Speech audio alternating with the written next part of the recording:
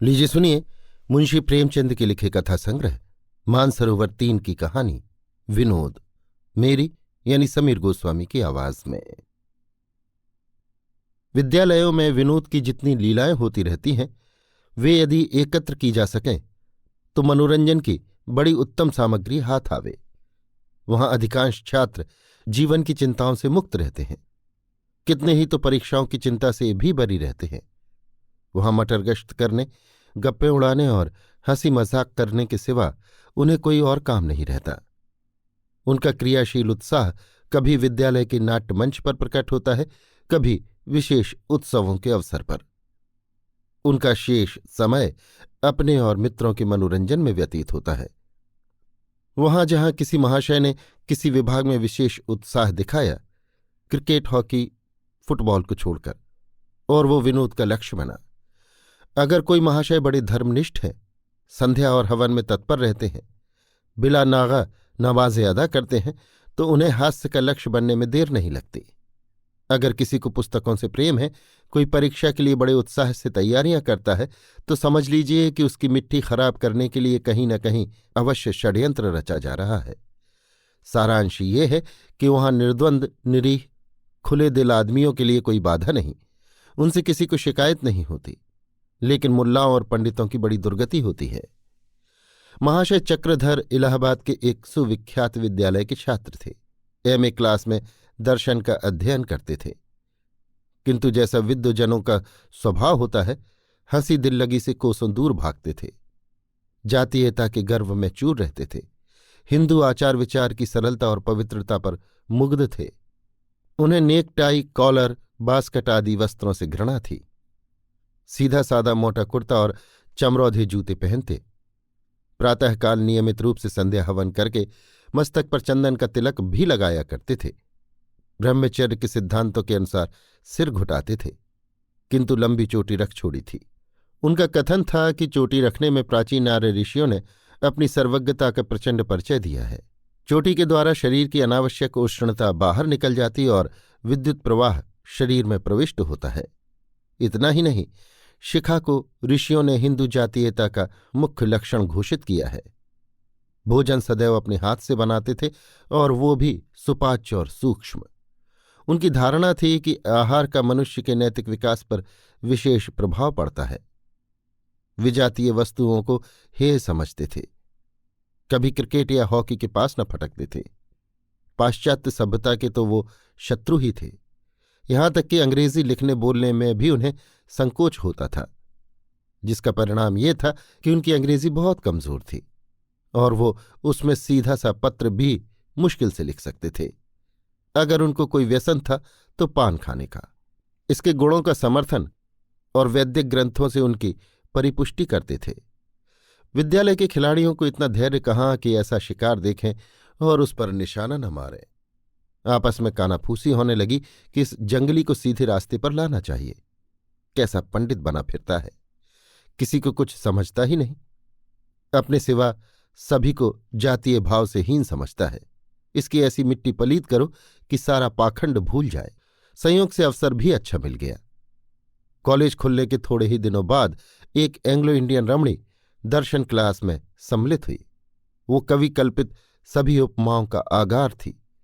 Save का सा खिला हुआ रंग, सुकोमल शरीर, सहास्य छवि और उस पर मनोहर वेशभूषा। छात्रों को विनोद का मसाला हाथ लगा।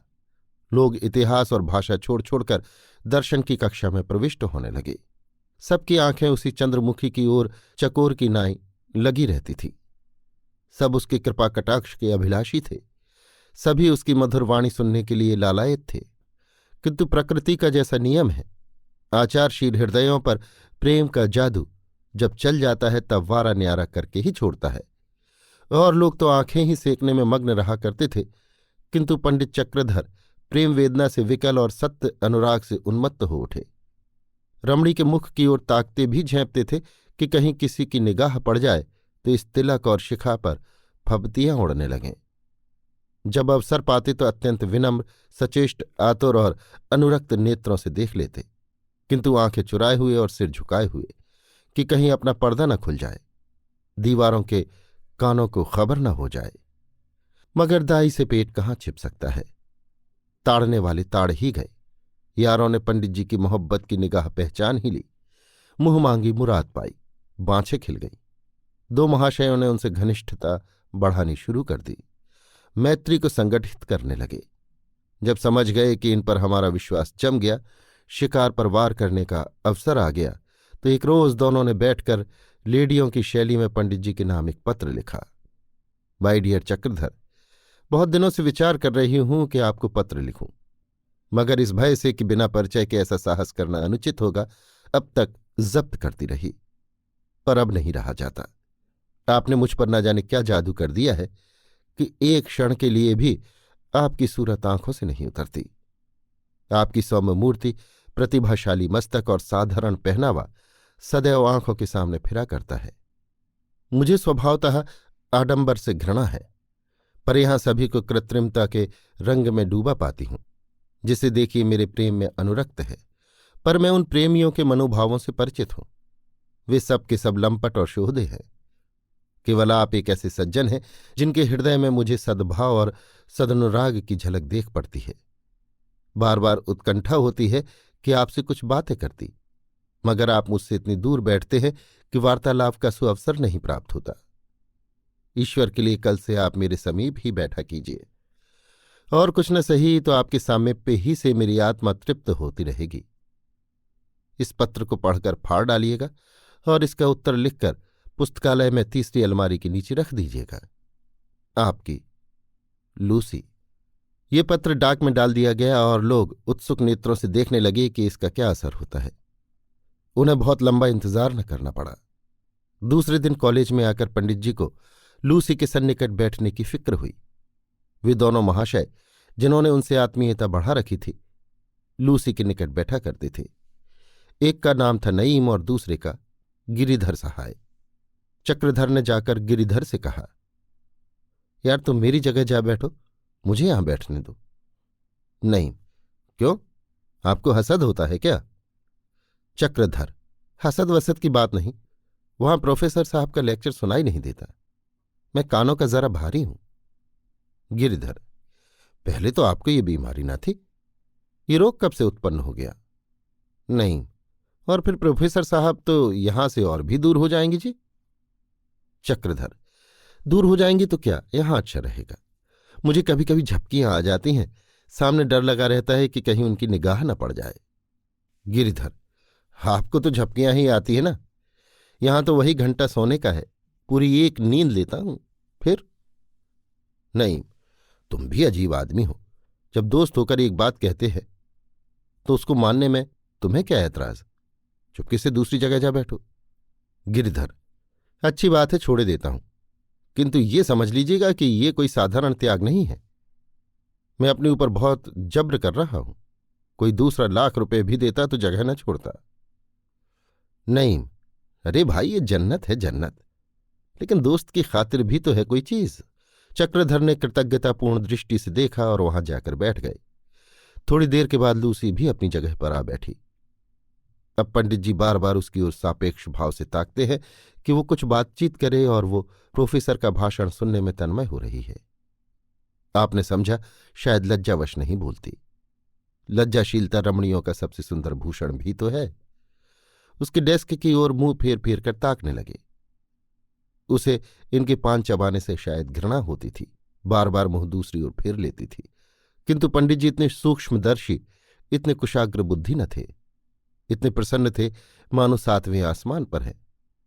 सबको उपेक्षा की दृष्टि से देखते थे, मानो प्रत्यक्ष रूप से कह रहे हैं कि तुम्हें ये सौभाग्य कहाँ नसीब, मुझसा प्रतापी और कौन होगा। दिन तो गुजरा। संध्या समय पंडित जी नईम के कमरे में आए और बोले, यार एक लेटर राइटर की आवश्यकता है। किसका लेटर राइटर सबसे अच्छा है? नईम ने गिरधर की ओर कनखियों से देखकर पूछा। लेटर राइटर लेकर क्या कीजिएगा? गिरधर, फजूल है, नईम खुद किस लेटर राइटर से कम है। चक्रधर ने कुछ सकचाते हुए कहा, अच्छा कोई प्रेम पत्र लिखना हो तो कैसे आरंभ किया जाए? नईम, डार्लिंग लिखते हैं, और जो बहुत ही घनिष्ठ संबंध हो तो डियर डार्लिंग लिख सकते हैं। चक्रधर, और समाप्त कैसे करना चाहिए? नहीं, पूरा हाल बताइए तो खत ही ना लिख दें। चक्रधर, नहीं, आप इतना बता दीजिए, मैं लिख लूंगा। नहीं, अगर बहुत प्यारा माशूक हो तो लिखिए योर डाइंग लवर, और अगर साधारण प्रेम हो तो लिख दीजिए योर्स फॉर एवर। चक्रधर, कुछ शुभकामना के भाव भी तो रहने चाहिए ना। नहीं, बेशक, बिला आदाब के भी कोई खत होता है, और वो भी मोहब्बत का। माशूक के लिए आदाब लिखने में फकीरी की तरह दुआएं देनी चाहिए। आप लिख सकते हैं God give you everlasting grace and beauty, या may you remain happy in love and lovely. Chakradhar, एक कागज पर लिख दो। गिरिधर ने एक पत्र के टुकड़े पर कई वाक्य लिख दिए। जब भोजन करके लौटे तो चक्रधर ने अपने किवाड़े बंद कर लिए और खूब बना बना कर पत्र लिखा। अक्षर बिगड़ बिगड़ जाते थे, इसलिए कई बार लिखना पड़ा। कहीं पिछले पहर जाकर पत्र समाप्त हुआ। तब आपने उसे इत्र में बसाया और दूसरे दिन पुस्तकालय में निर्दिष्ट स्थान पर रख दिया। यार लोग तो ताक में थे ही, पत्र उड़ा लाए और खूब मजे ले लेकर पढ़ा। 3 दिन के बाद चक्रधर को फिर एक पत्र मिला। लिखा था, माय डियर चक्रधर, तुम्हारी प्रेम पत्री मिली। बार बार पढ़ा, आंखों से लगाया, चुंबन किया। कितनी मनोहर महक थी। ईश्वर से यही प्रार्थना है कि हमारा प्रेम भी ऐसा ही सुरभि सिंचित रहे। आपको शिकायत है कि मैं आपसे बातें क्यों नहीं करती। प्रिय, प्रेम बातों से नहीं, हृदय से होता है। जब मैं तुम्हारी ओर से मुंह फेर लेती हूं तो मेरे दिल पर क्या गुजरती है ये मैं ही जानती हूं। एक दबी हुई ज्वाला है जो अंदर ही अंदर मुझे भस्म कर रही है। आपको मालूम नहीं कितनी आंखें हमारी ओर एकटक ताकती रहती हैं। जरा भी संदेह हुआ और चिरवियोग की विपत्ति हमारे सिर पड़ी, इसलिए हमें बहुत ही सावधान रहना चाहिए। तुमसे एक याचना करती हूं, क्षमा करना। मैं तुम्हें अंग्रेजी पोशाक में देखने को बहुत उत्कंठित हो रही हूं। यों तो तुम चाहे जो वस्त्र धारण करो, मेरी आंखों के तारे हो।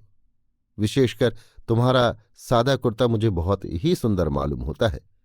फिर भी बाल्यावस्था से जिन वस्त्रों को देखती चली आती हूं, उन पर विशेष अनुराग होना स्वाभाविक है। मुझे आशा है तुम निराश न करोगे। मैंने तुम्हारे लिए एक वास्कट बनाया है, उसे मेरे प्रेम का तुच्छ उपहार समझकर स्वीकार करो। तुम्हारी लूसी। पत्र के साथ एक छोटा सा पैकेट था। वास्कट उसी में बंद था।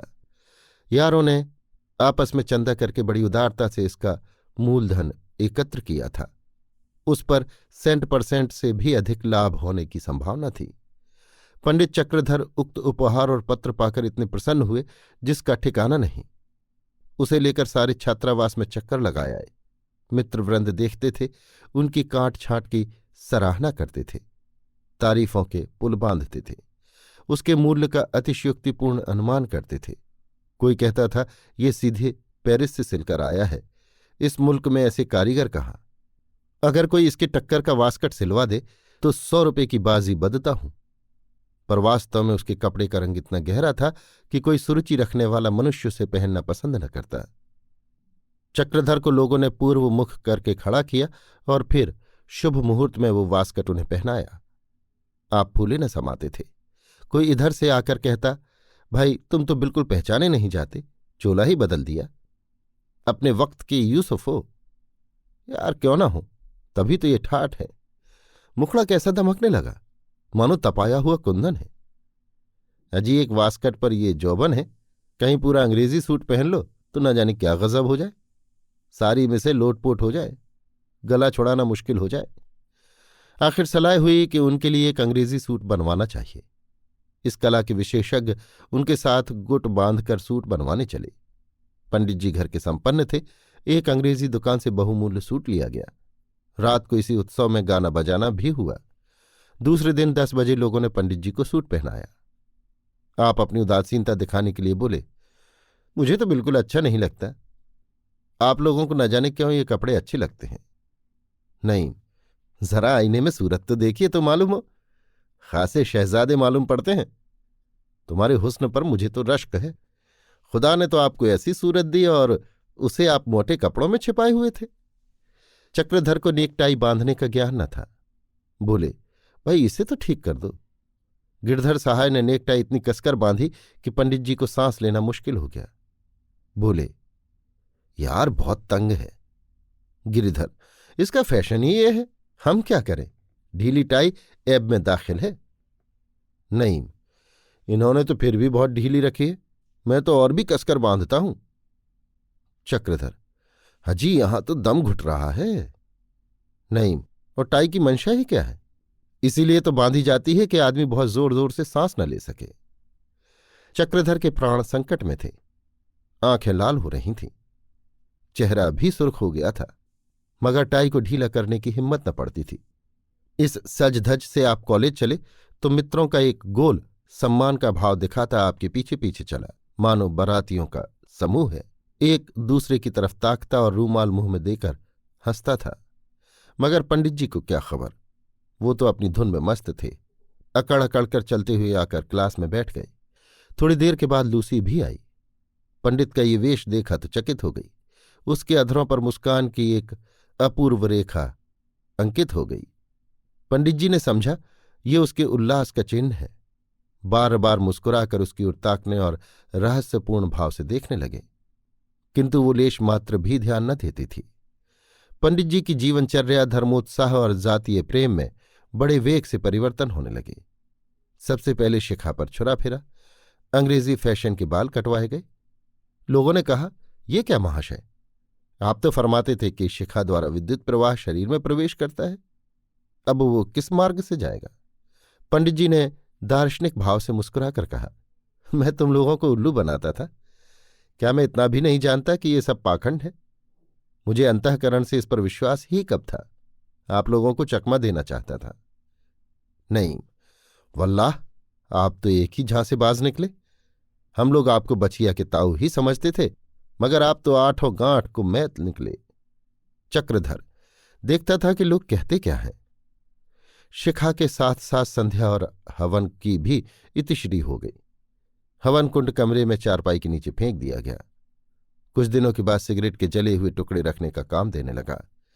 जिस आसन पर बैठकर हवन किया करते थे वो पायदान बना। अब प्रतिदिन साबुन रगड़ते, बालों में कंघी करते और सिगार पीते। यार लोग उन्हें चंग पर चढ़ाए रहते थे। ये प्रस्ताव हुआ कि इस चंडूल से वास्कट के रुपए वसूल करने चाहिए, मैसूद के। फिर क्या था, लूसी का एक पत्र आ गया। आपके रूपांतर से मुझे जितना आनंद हुआ उसे शब्दों में नहीं प्रकट कर सकती। आपसे मुझे ऐसी ही आशा थी। अब आप इस योग्य हो गए हैं कि कोई यूरोपियन लेडी आपके सहवास में अपना अपमान नहीं समझ सकती। अब आपसे प्रार्थना केवल यही है कि मुझे अपने अनंत और अविरल प्रेम का कोई चिन्ह प्रदान कीजिए, जिसे मैं सदैव अपने पास रखूं। मैं कोई बहुमूल्य वस्तु नहीं, केवल प्रोमोपहार चाहती हूं। चक्रधर ने मित्रों से पूछा, अपनी पत्नी के लिए कुछ सौगात भेजना चाहता हूं, क्या भेजना उचित होगा? नहीं जनाब, ये तो उनकी तालीम और मिजाज पर मुनहसर है। अगर वो नए फैशन की लेडी हैं तो कोई बेशकीमत सुबक वजहदार चीज या ऐसी ही कई चीजें भेजिए, मसलन रूमाल, रिस्ट वॉच, लवेंडर की शीशी, फंसी कंघी, आईना, लॉकेट, ब्रूस वगैरह। और खुदा न खास्ता अगर गवारिन है तो किसी दूसरे आदमी से पूछे, मुझे गवारिनों के मिजाज का इल्म नहीं। चक्रधर, जनाब अंग्रेजी पढ़ी हुई हैं, बड़े ऊंचे खानदान की हैं। नहीं तो फिर मेरी सलाह पर अमल कीजिए।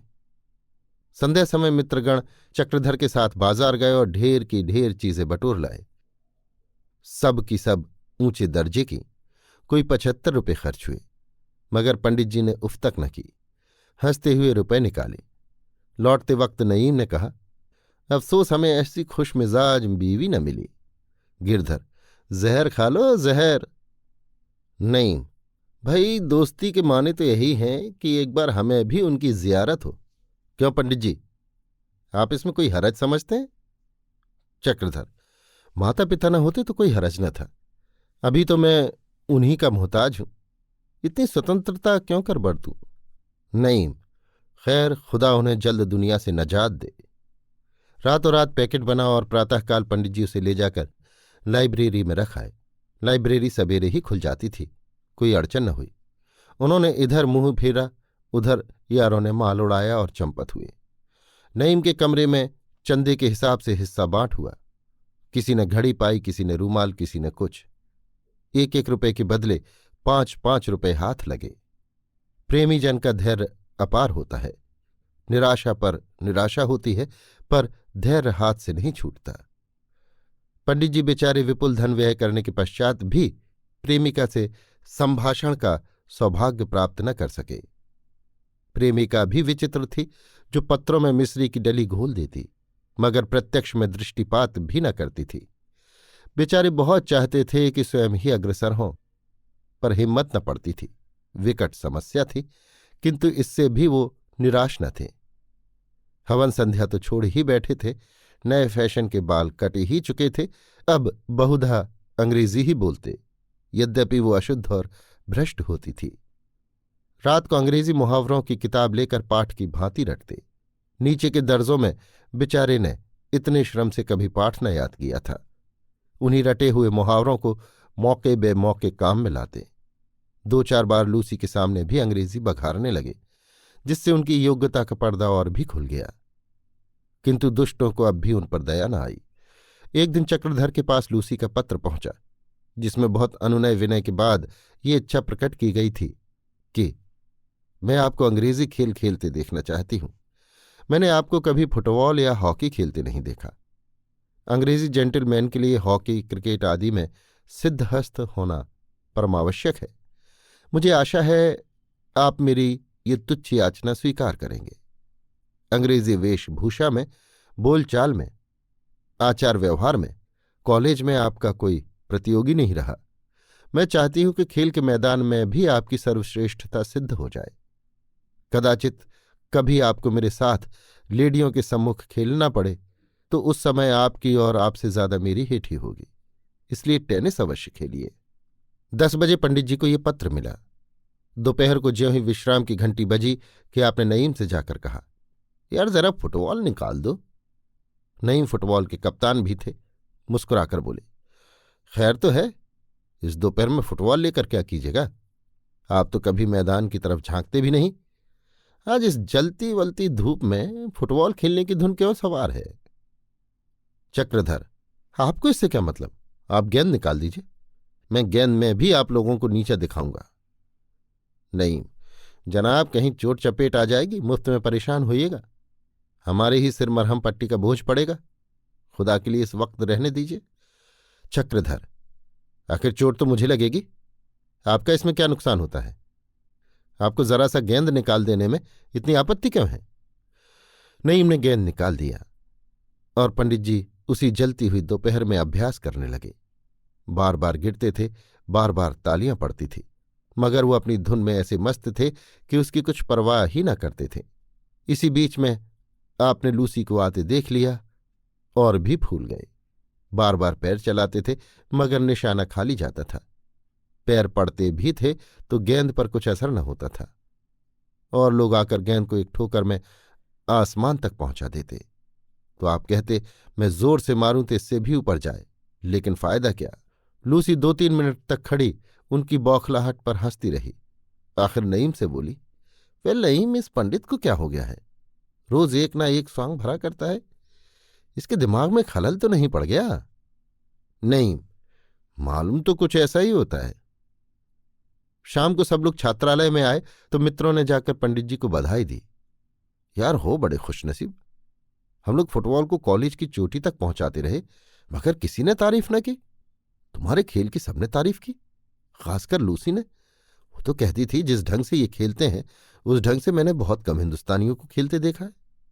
मालूम होता है ऑक्सफोर्ड का कोई अभ्यस्त खिलाड़ी है। चक्रधर, और भी कुछ बोली? क्या कहा, सच बताओ। नहीं अजी, अब साफ साफ न कहलवाइए। मालूम होता है आपने टट्टी की आड़ से शिकार खेला है। बड़े उस्ताद हो यार। हम लोग मुंह ताकते रहे और तुम मैदान मार ले गए। जब ही आप रोज ये कलेवर बदला करते थे, अब ये भेद खुला। वाकई खुशनसीब हो। चक्रधर, मैं उसी कायदे से गेंद में ठोकर मारता था जैसे किताब में लिखा है। नहीं, तभी तो बाजी मार ले गए भाई, और नहीं क्या हम आपसे किसी बात में कम हैं? हाँ, तुम्हारी जैसी सूरत कहाँ से लावें? चक्रधर, बहुत बनाओ नहीं, मैं ऐसा कहाँ का बड़ा रूपवान हूं। नहीं अजी, ये तो नतीजे ही से जाहिर है। यहाँ साबुन और तेल लगाते लगाते भोर हुआ जाता है और कुछ असर नहीं होता, मगर आपका रंग बिना हर्र फिटकरी के ही चोखा है। चक्रधर: कुछ मेरे कपड़े वगैरह की निस्बत तो नहीं कहती थी? नहीं नहीं, और तो कुछ नहीं कहा। हाँ, इतना देखा कि जब तक खड़ी रही आप ही की तरफ उसकी टकटकी लगी हुई थी। पंडित जी अकड़े जाते थे, हृदय फूला जाता था। जिन्होंने उनकी वो अनुपम छवि देखी वे बहुत दिनों तक याद रखेंगे, मगर इस अतुल आनंद का मूल्य उन्हें बहुत देना पड़ा, क्योंकि अब कॉलेज का सेशन समाप्त होने वाला था और मित्रों को पंडित जी के माथे एक बार दावत खाने की बड़ी अभिलाषा थी। प्रस्ताव होने की देर थी। तीसरे दिन उनके नाम लूसी का पत्र पहुंचा। वियोग के दुर्दिन आ रहे हैं, न जाने आप कहाँ होंगे और मैं कहाँ होंगी। मैं चाहती हूं इस अटल प्रेम की यादगार में एक दावत हो। अगर उसका व्यय आपके लिए असह्य हो तो मैं संपूर्ण भार लेने को तैयार हूं। इस दावत में मैं और मेरी सखियां सहेलियां निमंत्रित होंगी। कॉलेज के छात्र और अध्यापक गण सम्मिलित होंगे। भोजन के उपरांत हम अपने व्यक्त हृदय के भावों को प्रकट करेंगे। काश आपका धर्म, आपकी जीवन प्रणाली और मेरे माता पिता की निर्दयता बाधक न होती तो हमें संसार की कोई शक्ति जुदा न कर सकती।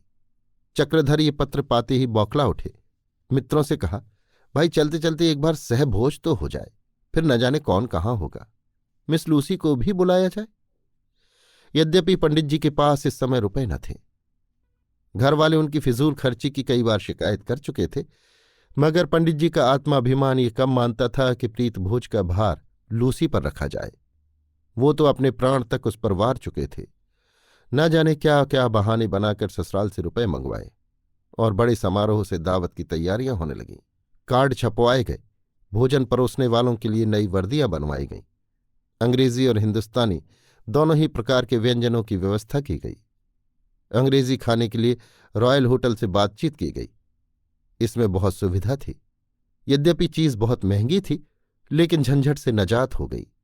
अन्यथा सारा भार नईम और उसके दोस्त गिरधर पर पड़ता। हिंदुस्तानी भोजन के व्यवस्थापक गिरधर हुए। पूरे 2 सप्ताह तक तैयारियां हुआ की। नईम और गिरधर तो कॉलेज में केवल मनोरंजन के लिए थे। पढ़ना पढ़ाना तो उनको था नहीं। आमोद प्रमोद ही में समय व्यतीत किया करते थे। कवि सम्मेलन की भी ठहरी।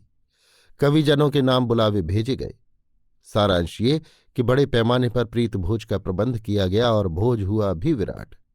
विद्यालय के नौकरों ने पूरियां बेची। विद्यालय के इतिहास में वो भोज चिरस्मरणीय रहेगा। मित्रों ने खूब बढ़ बढ़कर हाथ मारे। 2-3 मिसें भी खींच बुलाई गई। मिर्जा नईम लूसी को घेर घार कर ले ही आए। इसने भोज को और भी रसमय बना दिया। किंतु शोक, महाशोक। इस भोज का परिणाम अभागे चक्रधर के लिए कल्याणकारी न हुआ। चलते चलते लज्जित और अपमानित होना बदा था। मित्रों की तो दिल लगी थी और उस बेचारी की जान पर बन रही थी। सोचे, अब तो विदा होते ही है, फिर मुलाकात हो या न हो, अब किस दिन के लिए सब्र करें। मन के प्रमोदगारों को निकाल क्यों न लें, कलेजा चीर कर दिखा क्यों न दें। और लोग तो दावत खाने में जुटे हुए थे और वो मदनवाण पीड़ित युवक बैठा सोच रहा था कि ये अभिलाषा क्यों कर पूरी हो। अब ये आत्मदमन क्यों, लज्जा क्यों, विरक्ति क्यों, गुप्त रोदन क्यों, मौन मुखापेक्षा क्यों, अंतर्वेदना क्यों। बैठे बैठे प्रेम को क्रियाशील बनाने के लिए मन में बल का संचार करते रहे। कभी देवताओं का स्मरण करते, कभी ईश्वर को अपनी भक्ति की याद दिलाते। अवसर की ताक में इस भांति बैठे थे जैसे बगला मेढक की ताक में बैठता है। भोज समाप्त हो गया। पान इलायची बट चुकी। वियोग वार्ता हो चुकी। मिस लूसी अपनी श्रवण मधुर वाणी से हृदयों में हाहाकार मचा चुकी और भोजशाला से निकलकर बाइसिकल पर बैठी। उधर कवि सम्मेलन में इस तरह का मिसरा पढ़ा गया, कोई दीवाना बनाए कोई दीवाना बने। इधर चक्रधर चुपके से लूसी के पीछे हो लिए और साइकिल को भयंकर वेग से दौड़ाते हुए उसे आधे रास्ते में जा पकड़ा। वो इन्हें इस व्यग्रता से दौड़े आते देखकर सहम उठी कि कोई दुर्घटना तो नहीं हो गई। बोली, वेल पंडित जी, क्या बात है? आप इतने बदहवास क्यों हैं? कुशल तो है? चक्रधर का गला भर आया। कंपित स्वर से बोले, अब आपसे सदैव के लिए बेछुड़ ही जाऊंगा। ये कठिन विरह पीड़ा कैसे सही जाएगी? मुझे तो शंका है कहीं पागल न हो जाऊं। लूसी ने विस्मित होकर पूछा, आपकी मंशा क्या है? आप बीमार हैं क्या? चक्रधर, आह डियर डार्लिंग, तुम पूछती हो मैं बीमार हूं? मैं मर रहा हूं, प्राण निकल चुके हैं, केवल प्रेमाभिलाषा का अवलंब है। ये कहकर आपने उसका हाथ पकड़ना चाहा। वो उनका उन्माद देखकर भयभीत हो गई। क्रोध में आकर बोली, आप मुझे यहां रोककर मेरा अपमान कर रहे हैं, इसके लिए आपको पछताना पड़ेगा। चक्रधर, लूसी देखो, चलते चलते इतनी निष्ठुरता न करो। मैंने ये विरह के दिन किस तरह काटे हैं सो मेरा दिल ही जानता है। मैं ही ऐसा बेहया हूं कि अब तक जीता हूं, दूसरा होता तो अब तक चल बसा होता। बस केवल तुम्हारी सुधामयी पत्रिकाएं ही मेरे जीवन का एकमात्र आधार थी। लूसी, मेरी पत्रिकाएं? कैसी? मैंने आपको कब पत्र लिखे? आप कोई नशा तो नहीं खा गए हैं? चक्रधर, डियर डार्लिंग, इतनी जल्द न भूल जाओ, इतनी निर्दयता न दिखाओ। तुम्हारे वे प्रेम पत्र जो तुमने मुझे लिखे हैं मेरे जीवन की सबसे बड़ी संपत्ति रहेंगे। तुम्हारे अनुरोध से मैंने ये वेश धारण किया, अपना संध्या हवन छोड़ा, ये आचार व्यवहार ग्रहण किया। देखो तो जरा मेरे हृदय पर हाथ रखकर कैसी धड़कन हो रही है। मालूम होता है बाहर निकल पड़ेगा। तुम्हारा ये कुटिल हास्य मेरे प्राण ही लेकर छोड़ेगा, मेरी अभिलाषा। लूसी, तुम भंग तो नहीं खा गए हो, या किसी ने तुम्हें चकमा तो नहीं दिया है? मैं तुमको प्रेम पत्र लिखती? जरा अपनी सूरत तो देखो, खासे बनेले सुअर मालूम होते हो। किंतु पंडित जी अभी तक यही समझ रहे थे कि ये मुझसे विनोद कर रही है। उसका हाथ पकड़ने की चेष्टा करके बोले, प्रिय, बहुत दिनों के बाद ये सुअवसर मिला है, अब न भागने पाओगी। लूसी को अब क्रोध आ गया। उसने जोर से एक चांटा उनकी लगाया और सिंघनी की भांति गरज कर बोली, यू ब्लडी, हट जा रास्ते से, नहीं तो अभी पुलिस को बुलाती हूं, रास्कल। पंडित जी चांटा खाकर चौंधिया गए। आंखों के सामने अंधेरा छा गया। मानसिक आघात पर यह शारीरिक वज्रपात, ये दोहरी विपत्ति। वो तो चांटा मारकर हवा हो गई और ये वहीं जमीन पर बैठकर इस संपूर्ण वृतांत की मन ही मन आलोचना करने लगे। चांटे ने बाहर की आंखें आंसुओं से भर दी थीं, पर अंदर की आंखें खोल दी थीं। कहीं कॉलेज के लौंडों ने तो ये शरारत नहीं की? अवश्य यही बात है। पाजियों ने बड़ा चकमा दिया, तभी सबके सब मुझे देख देख कर हंसा करते थे। मैं भी कुछ कम अक्ल हूं, नहीं तो इनके हाथों टेसू क्यों बनता। बड़ा झांसा दिया, उम्र भर याद रहेगा। वहां से झल्लाए हुए आए और नईम से बोले, तुम बड़े दगाबाज हो, परले सिरे के धूर्त, पाजी, उल्लू, गधे, शैतान। नईम, आखिर कोई बात तो कहिए या गालियां ही देते जाइएगा। गिरधर, क्या बात हुई? कहीं लूसी से आपने कुछ कहा तो नहीं? चक्रधर, उसी के पास से आ रहा हूं, चाटा खाकर और मुंह में कालिख लगवाकर। तुम दोनों ने मिलकर मुझे खूब उल्लू बनाया। इसकी कसर ना लूं तो मेरा नाम नहीं। मैं नहीं जानता था कि तुम लोग मित्र बनकर मेरी गर्दन पर छुरी चला रहे हो। अच्छा, जो वो गुस्से में आकर पिस्तौल चला देती तो? नहीं, अरे यार, माशूकों की घातें निराली होती हैं। चक्रधर, तुम्हारा सिर माशूक चाटे लगाया करते हैं। वे आंखों से तीर चलाते हैं, कटार मारते हैं या हाथों से मुष्टि प्रहार करते हैं। गिरधर, उससे आपने क्या कहा? चक्रधर, कहा क्या? अपनी विरह व्यथा की गाथा सुनाता रहा। इस पर उसने ऐसा चांटा रसीद किया कि कान भन्ना उठे। हाथ हैं उसके कि पत्थर? गिरधर, गजब ही हो गया। आप हैं निरे चौंच, भले आदमी, इतनी मोटी बुद्धि है तुम्हारी। हम क्या जानते थे कि आप ऐसे छिछोरे हैं, नहीं तो मजाक ही क्यों करते। अब आपके साथ हम लोगों पर भी आफत आई। कहीं उसने प्रिंसिपल से शिकायत कर दी तो ना इधर के हुए ना उधर के, और जो कहीं आपने किसी अंग्रेज आशना से कहा तो जान के लाले पड़ जाएंगे। बड़े बेवकूफ हो यार, निरे घोंचू हो, इतना भी नहीं समझे कि ये सब दिल लगी थी। ऐसे बड़े खूबसूरत भी तो नहीं हो। चक्रधर, दिल लगी तुम्हारे लिए थी, मेरी तो मौत हो गई। चिड़िया जान से गई, लड़कों का खेल हुआ। अब चुपके से मेरे 500 रुपये लौटा दीजिए, नहीं तो गर्दन ही तोड़ दूंगा। नहीं, रुपयों के बदले जो खिदमत चाहे ले लो। कहो तुम्हारी हजामत बना दे, जूते साफ कर दे, सिर सहला दे, बस खाना देते जाना। कसम ले लो जो जिंदगी भर कहीं जाऊं, या तरक्की के लिए कहूं। माँ बाप के सिर से तो बोझ टल जाएगा। चक्रधर, मत जले पर नमक छिड़को जी। आपके आप गए, मुझे भी ले डूबे। तुम्हारी तो अंग्रेजी अच्छी है, लोट पोट कर निकल जाओगे। मैं तो पास भी ना हूंगा। बदनाम हुआ वो अलग, 500 की चपत भी पड़ी। ये दिल लगी है कि गला काटना। खैर, समझूंगा, और मैं चाहे न समझूं, पर ईश्वर जरूर समझेंगे। नहीं, गलती हुई भाई, मुझे अब खुद इसका अफसोस है। गिरधर, खैर, रोने धोने का अभी बहुत मौका है। अब ये बतलाइए कि लूसी ने प्रिंसिपल से कह दिया तो क्या नतीजा होगा? तीनों आदमी निकाल दिए जाएंगे, नौकरी से भी हाथ धोना पड़ेगा। फिर? चक्रधर, मैं तो प्रिंसिपल से तुम लोगों की सारी कलई खोल दूंगा। नहीं, क्यों यार, दोस्ती के यही माने हैं? चक्रधर, जी हां, आप जैसे दोस्तों की यही सजा है। उधर तो रात भर मुशायरे का बाजार गर्म रहा और इधर ये त्रिमूर्ति बैठी प्राण रक्षा के उपाय सोच रही थी। प्रिंसिपल के कानों तक बात पहुंची और आफत आई। अंग्रेज वाली बात है, न जाने क्या कर बैठे। आखिर बहुत वाद विवाद के पश्चात ये निश्चित हुआ कि नईम और गिरधर प्रातःकाल मिस लूसी के बंगले पर जाएं, उससे क्षमा याचना करें और इस अपमान के लिए वो जो प्रायश्चित कहे उसे स्वीकार करें। चक्रधर, मैं एक कौड़ी न दूंगा। नहीं, ना देना भाई, हमारी जान तो है ना।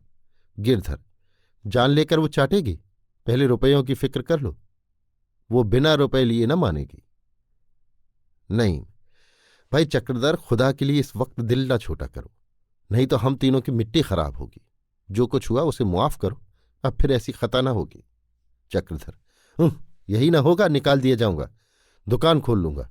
तुम्हारी तो मिट्टी खराब होगी, इस शरारत का मजा चखोगे। ओह, कैसा चकमा दिया है। बहुत खुशामद और चिरोरी के बाद देवता सीधे हुए। प्रातःकाल नईम लूसी के बंगले पर पहुंचे। वहां मालूम हुआ कि वो प्रिंसिपल के बंगले पर गई है। अब काटो तो बदन में लहू नहीं। या अली, तुम ही मुश्किल को आसान करने वाले हो, अब जान की खैर नहीं।